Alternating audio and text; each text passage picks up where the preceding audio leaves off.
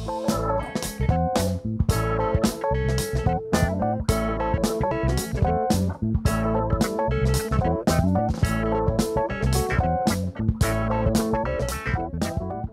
back to Mama Lotties, everyone. Today I'm joined by Ivan Hernandez. He is cook and chef for VeggieJib.com, who is a vegan, vegetarian-friendly recipe. Yeah, it's vegetarian, vegan recipes, basically meat-free dishes. And today we've got sort of twist on the typical traditional recipes, a couple of veggie recipes and a nice, really tasty sweet dessert at the end. Very, very sweet. Yeah. So continue on that theme of the whole vegetarian and vegan recipes. I'm going to make falafel for the main course. You're going to take over the starter and the dessert. Yes, I'm going to make spinach and feta cheese little parcels. Right, so that's going to be a sort of tradition on the torta serga that we're used to. Yeah, sort of. It's also a twist on the Greek Spanakopita recipe and Turkish burek recipe. Okay. We're giving it our own little twist. And then for the dessert, we're going to make baklava, but again, giving it a bit of a local twist, using peanuts as a main source of nuts. Nice. And having a syrup which involves or includes golden syrup, which we use in a lot of our desserts. Yeah, I've done baklava myself, and I've used different ingredients, so we can talk about that a bit later on. But the starter, the spanakopita, I've done it my way, which is similar to the torta sergas as a pie. Yeah. So you said we're going to do it sort of like a parcel. Yes, because spanakopita is traditionally made with filo pastry, but we're using filo pastry for the baklava, so I thought we could make it with the dough or the pastry that we use for empanada. Yeah. Ivan's gonna kick us off with some neat little spinach and feta parcels. Perfect little morsels to whet the appetite.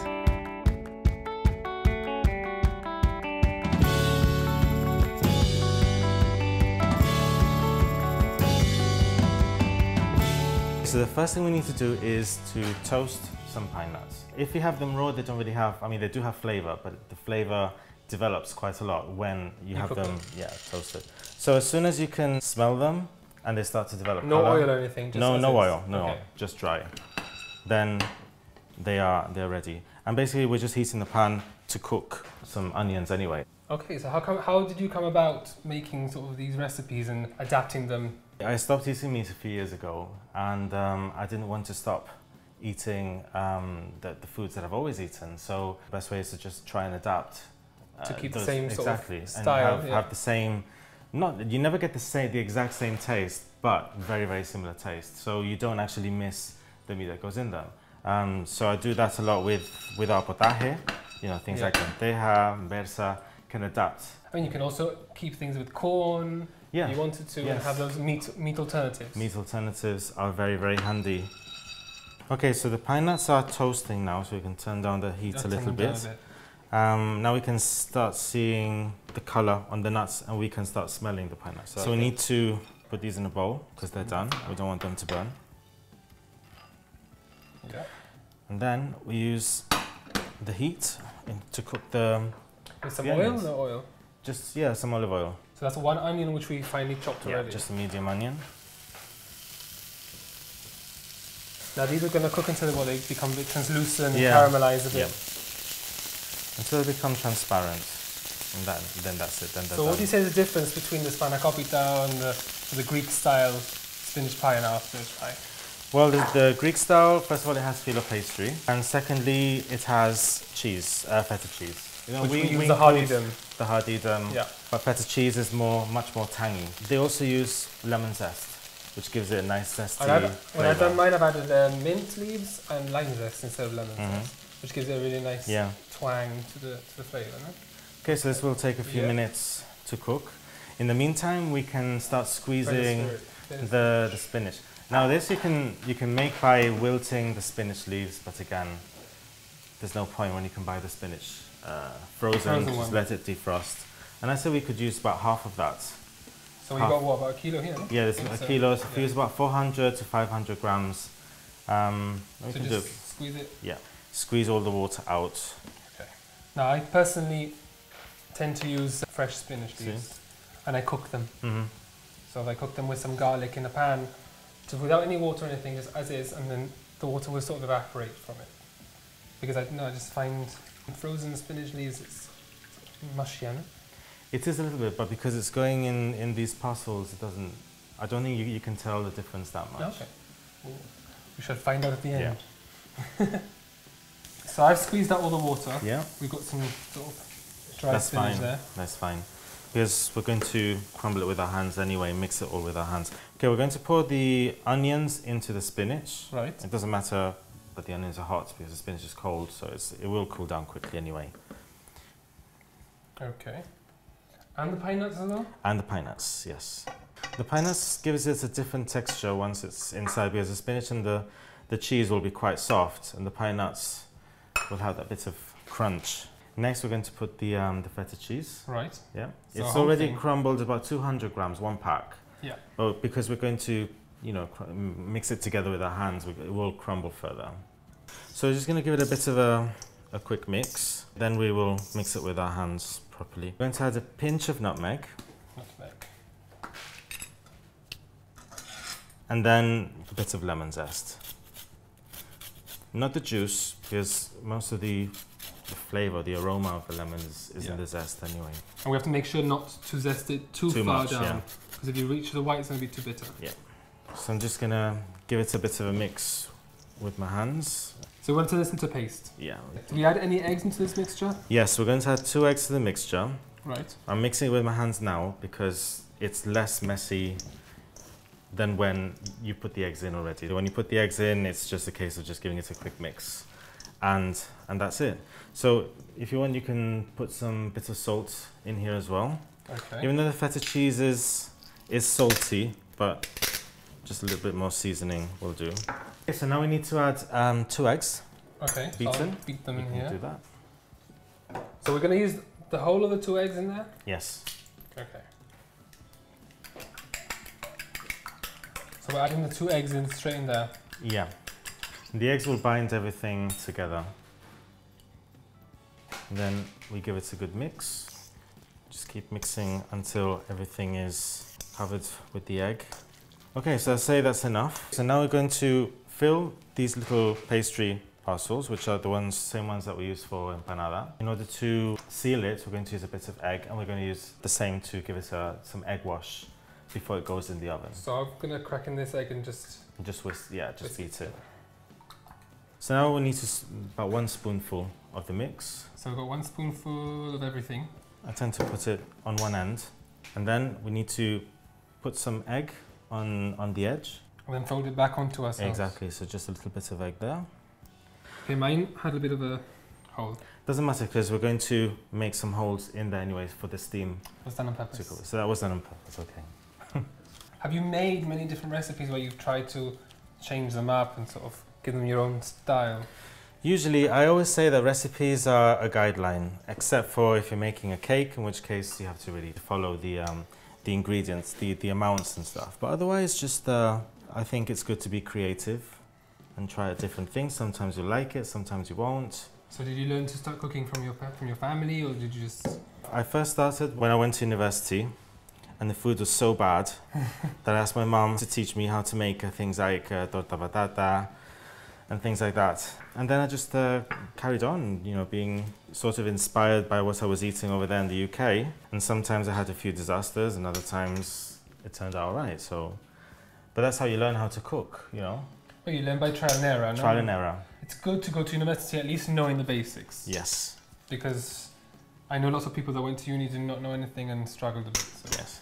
And over there, it's been quite a few years for me, but I remember missing food from home so much. That happened to me. Oh. So it's good to at least know, and then you can adapt them, and because not everyone's budgets can make all the recipes that we're used to, you can then adapt it to how much you can afford wherever you are. Exactly. So we'll finish all of these up. Yes. Then these go straight into the oven for about 20 minutes. We're going to give them a bit of egg wash. Mm-hmm. Make a hole if they don't have any already, because I've done one as well. If you have rips naturally, yeah, it'll happen. But we're going to create a little hole in there for the steam to come out, and then it should be ready in 20 minutes.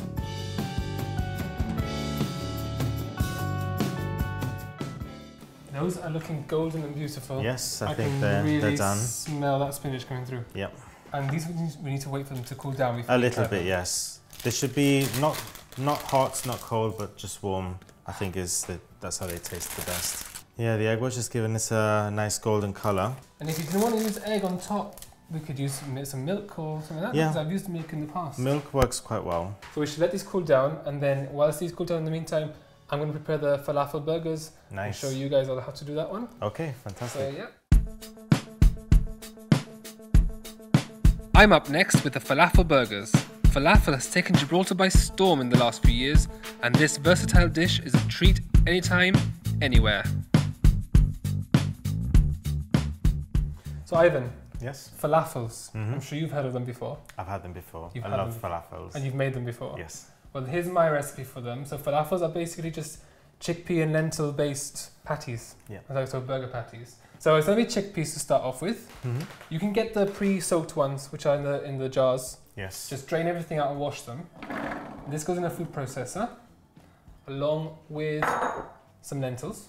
The same, you can get the pre-soaked ones. We're going to blend this first to start off with. Right, now they've got a bit more space in there. We're going to add in half an onion, because this is quite a large onion. I'm going to put like a quarter. A handful of coriander. Now coriander, people love it, people hate it. So I like it, so I tend to add it in there. Yeah. If anyone doesn't like it, they can leave it out. It's quite completely optional. I suppose you could replace it with parsley. Or replace it with parsley. If you want something with a mint base, you can have it minty. It's very adaptable. Yeah. 3 garlic cloves in there, and half a beetroot. Now I've got the pre-boiled beetroots. You can get them from the shop, or you can just boil them yourself. But the thing is, be careful because they're very messy. They stain, no? They stain very easily, yeah. Okay. Once we've got a mixture that's really like a paste, really thick, we just want to put this to one side. Okay. And we're going to heat up our frying pan. Because it's quite thick anyway, I wouldn't add too much olive oil to it or anything because it will just make it too runny. Yeah. Put a little bit of olive oil in there. Are you going to shape them in the pan? I find it's easier to shape them in the pan because otherwise they're quite sticky. You're going to have a mess all over your hands. So once your pan's hot, you just need to get a few spoonfuls and sort of just shape it in the pan. So just shape it with the spoon, and you can shape them round or you can leave them a bit rectangular. Really, it doesn't really have to be the size of your bread, really. So yeah. And you don't have to worry about making them too thin either because these you can eat them practically raw anyway. Yeah. You can use an egg if you find that it's too thick. You can use an egg to bind them. Yeah. Now this time I haven't, but I was going to ask you, because I have in the past used an egg, what could I use as an egg substitute? In this case, you can use chickpea flour and water. You know, the kind of flour that we use for calentita. Yeah. Mix it with a bit of water to more or less the same consistency as an egg, and use that as a binder. If you find the mixture's a bit too runny, you can add a bit of breadcrumbs to it so it takes more of a shape. Okay. And they don't take very long, they take about 2 minutes. So we'll serve these on a bed of sort of rocket salad. I'm going to fry an egg as well and put that on top. Nice. Because it's nice when you cut the egg yolk runs. And aside, I'm going to use up the remaining beetroot because we don't like to waste anything. So I'm going to slice these very thinly and turn them into beetroot crisps. Nice, I haven't had them before. Oh, beetroot chips, yeah. So in the same pan, we're going to pour some oil. So while the oil is heating up, can you cut down the other half of the beetroot that was left over? Okay. So thinly slice them down, and we're going to fry that. So we'll just add these one by one in here. Could you make these chips with any other vegetables? You can like make parsnips, maybe, of course. You can do these with parsnips, carrots. Carrots are really nice because they go really sweet when you cook them. Leave these to fry for a bit, the same as you would any chips, and a bit of an healthy alternative to your ordinary chips. So Ivan, these have already gone really dark and crisp from the sides, so I think it's safe to say they're ready. So they're very soft when you take them out of the oil, but they'll slowly sort of harden a bit. Yeah. And we can fry an egg to place on top of one of the burgers if we wanted to. We'll put this on top. There you have it, a little dish. If you want to be vegan, you don't have to use the egg. But if, you know, you want something else, you can even use your own sauce. Make an extra bit of sauce and have it on top. It's quite simple. It looks delicious.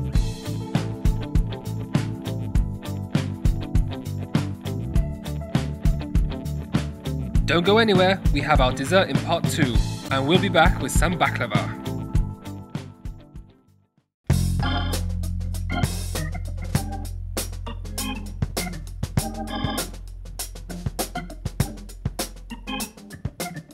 Welcome back. It's Ivan's turn to prepare his delicious nutty baklava. One of my favourite, I can't wait.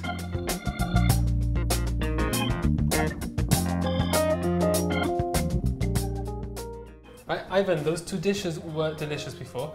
I think it's time for that sweet treat at the end. Yes, this is a very, very sweet treat. We're going to make baklava. Right. Which is very typical of Greece, Turkey, the Middle East. Every place, I think, makes it differently. Like in Greece, it's layers of phyllo pastry, nuts drenched in honey. In Turkey, they make it with a simple syrup.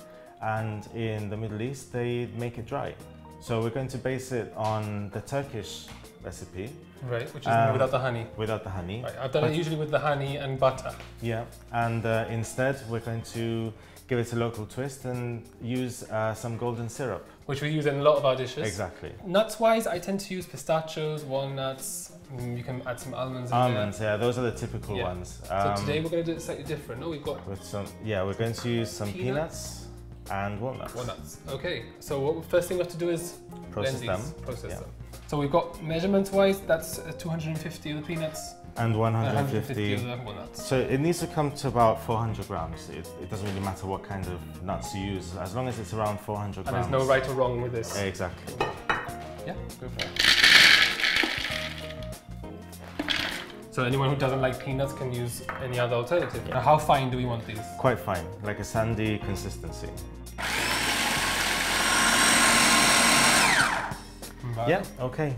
So we've done the nut mixture. Is there anything else we have to add in there? We need to add some sugar. Okay. About 50 grams. 50 grams of sugar. Yeah. And about 1 teaspoon of cinnamon. If you wanted to use nutmeg or any other spices? I think you could do, but the traditional way to do it is just sugar and cinnamon. And not too much sugar because the sweetness is going to come from the syrup anyway. But it's just to give us a bit of sweetness in between the layers.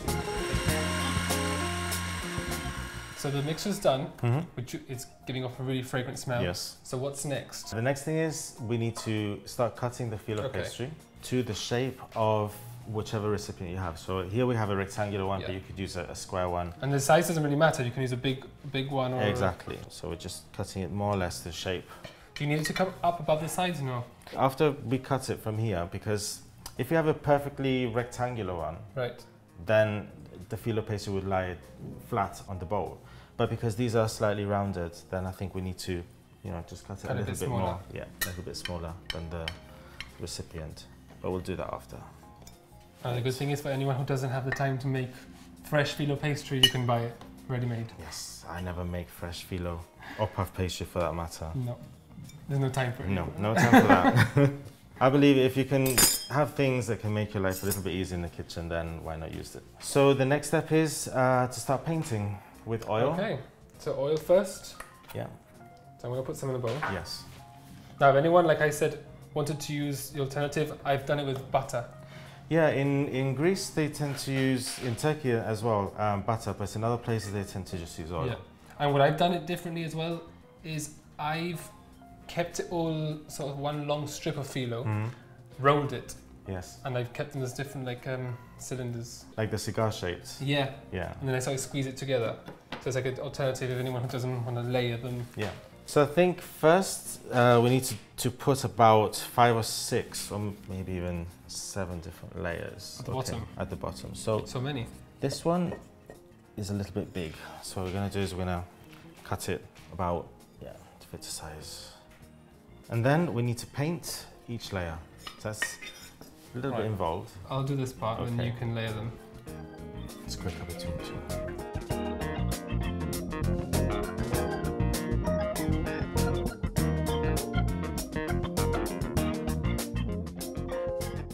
So we've done 7 base layers. Yeah. The next step, I imagine, would be to pour in the nuts. So we're going to pour in one relatively thick layer of nuts. Okay. Yeah. We're going to spread this evenly. Now here we're using raw peanuts because they're going to go in the oven. Yeah. And it's a bit difficult to find blanched peanuts which haven't been salted. So if Yeah. That has, I mean, the more traditional peanutty taste. But because we're going to put these in the oven anyways, it's you know, going to develop that taste anyway. So I think that should be okay. We need to... So quite a hefty first layer of nuts then. Yeah. So now we're back to layering everything in one layer, 2 layers? We're going to add another about 4 or 5 layers and then another layer of nuts. So this is quite a nutty, nutty dessert really. But I'm basing this one on the Turkish one because the best baklava I've ever had was when I went to Istanbul and I went to visit a friend of mine who's from there. He lives in London, back from university, and he invited me over to Istanbul one of the times that he was going to see his family. And he took me to this baklava shop and it had, I don't know, just a million different types of baklava. Nuts. How many layers? About 4 or 5, yeah. Okay, we'll put some more nuts. And I've always done it, sort of imitating that since. Now we said it before, but you got your blog as well. Yeah. Which you do lots of alternative, you know, healthy recipes. I wouldn't say they're healthy. They're just meat-free alternatives of a lot of the recipes that. So you got a lot of desserts. The dishes that we have here, and I like making as well vegan versions of desserts and dishes. I mean, not that I'm vegan, but I do like exploring that side of. So you do. You've tried to make a lot of the traditional desserts. Sort of, with the alternative ingredients. Yeah, there are some things which you can't do, you know, which are basically impossible. Some of the pastries that use a lot of eggs, it's very difficult. For egg washers and it's for India actually. But then there are others like our rice pudding, arroz con leche, which you can very easily make dairy-free, and it tastes pretty much the same, using soy milk instead of soy milk or any other non-dairy milk. Okay, so last layer of nuts. Might as well use most of it. We'll keep some of it to garnish later on. Save some for a bit. Yeah. The good thing about filo is that even if, because it's very thin, right, and it tends to break as you're using it, but with this sort of recipe, because it's in layers, it doesn't really matter if it breaks. So you can crumble and crinkle. I know when I've made other desserts, I do it on purpose. Because it gives that extra texture of the crunch. And we also drizzle it on top. Not the last bit. So now it's ready to go. Before we put it in the oven, we need to cut it. Okay. I'll give you that job. So I don't make a mistake. Now, why did we cut it before, not afterwards? Because afterwards, everything is very crunchy. So if you try and cut it, it's going to be a big mess. I was never meant to be a surgeon, as you can see. So this is going to go into the oven for how long? I'd say between 30 and 40 minutes. You need to check it that the color needs to be just golden brown. If it goes any darker, then it's starting to burn. So Ivan, that's in the oven. Yes. Now I remember that when I do baklava, we have to prepare the syrup while that's cooking, because we have to pour that whilst that's come out straight out the oven. Yeah. Okay, so the syrup we're going to do is a traditional almíbar, no? Yeah, like a simple syrup. Yeah, so we've got water in here, 400 milliliters. Yes. And about 200 to 250 grams of sugar. Yeah, just pour it straight in there. And we have to now let this dissolve until it gets all thick and syrupy. And just wait for this to dissolve. I usually just chuck in the golden syrup at the same time. In there as well? Yeah, and just let it.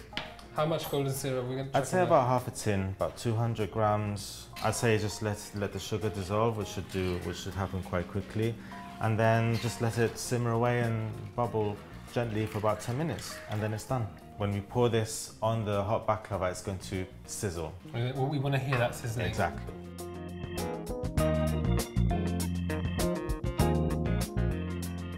Ivan, this is looking crispy.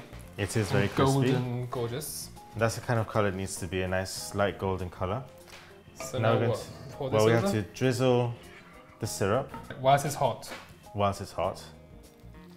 Ooh. And start sizzling. That's what you want to hear? Yes. So we're going to just basically drown this, no?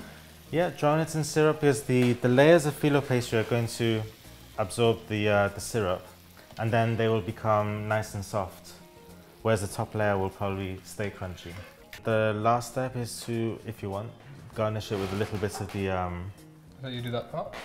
Of the nuts. Just so that's the leftover nuts that we had? Exactly. Just put a little bit on top of each one. So we'll leave this to cool down. And in the meantime, I think we should finish off the rest of the things that we made. Exactly. And we'll come back to this once it's a bit colder. Okay. Okay, thank you.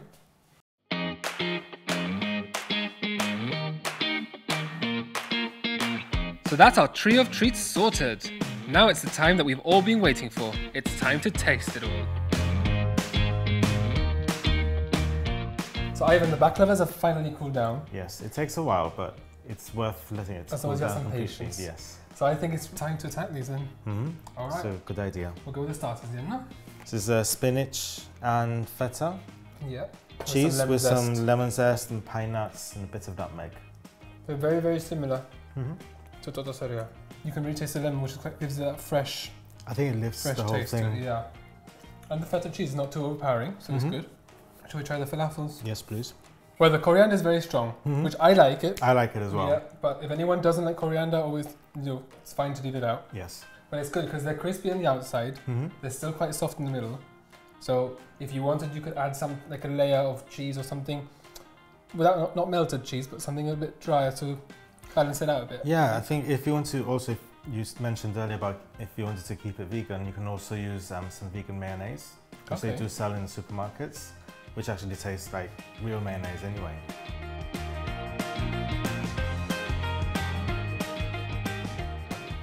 One for you. Thank you. And one for me. You can really see all the layers, all the philos and nuts. Yeah. All right. Okay, well. That is really sweet because the golden syrup has given that extra boost of both sweetness, stickiness as well, and richness as well. Because it has quite a caramelly sort of flavor. But the crunch from the phyllo, which is fantastic from the top. Yes. Which counterbalances because it's quite soft inside. So it's lovely to have that crunch from the phyllo, the crunch from the nuts. I think that's the winner. So thank you, Ivan, for showing me how to make all these delicious recipes. Thank you for having me. No, of course. I've very much enjoyed myself. And thank you for showing everyone at home how to make them. So they can follow you at VeggieJib. Yes. If you want to find all of my recipes, it's at Lotties. And you can join me on Facebook. Try these. I want to know how they turn out. So you can join me next week for more recipes and someone else joining us. And well, I'll see you soon. So, well, thank you very much. Bye. Thank you very much. If you want to catch up with all the recipes and ingredients for today's dishes, head over to mamalotties.com. See you next week.